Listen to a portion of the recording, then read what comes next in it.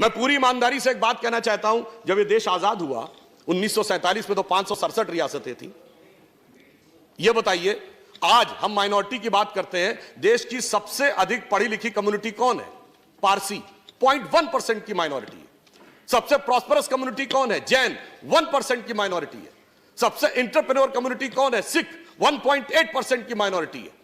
अगर इन सबको prosperity, education, आगे बढ़ने के सारे अवसर मिल रहे हैं, तो माइनॉरिटी में जो प्रचंड मेजॉरिटी है उसके साथ कैसे समस्याएं विचार करने का विषय है। और जब देश आजाद हुआ बताइए, कोई बौद्ध रियासत थी? नहीं।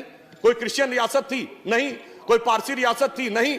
एक महाराजा पटियाला को छोड़ दे तो सिख रियासतें भी नहीं थी, मगर लाइन लगा के मुस्लिम रियासतें थी। नवाब पटौदी, नवाब रामपुर, नवाब भोपाल, नवाब लखनऊ, हैदराबाद निजाम, जूनागढ़ के नवाब।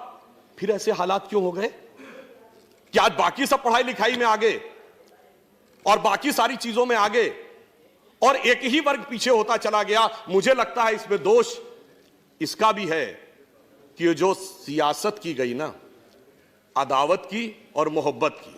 किसी ने दिखाने की कोशिश की कि हमें तुमसे बड़ी मोहब्बत है, तो किसी ने दिखाने की कोशिश की कि फलां को तुमसे बड़ी अदावत है, और उस सियासत ने कहां यह पहुंचाया सभापति जी, किसी को किसी की मोहब्बत ने मारा, किसी को किसी की अदावत ने मारा, पर इस शराफत अली को सेकुलर सियासत ने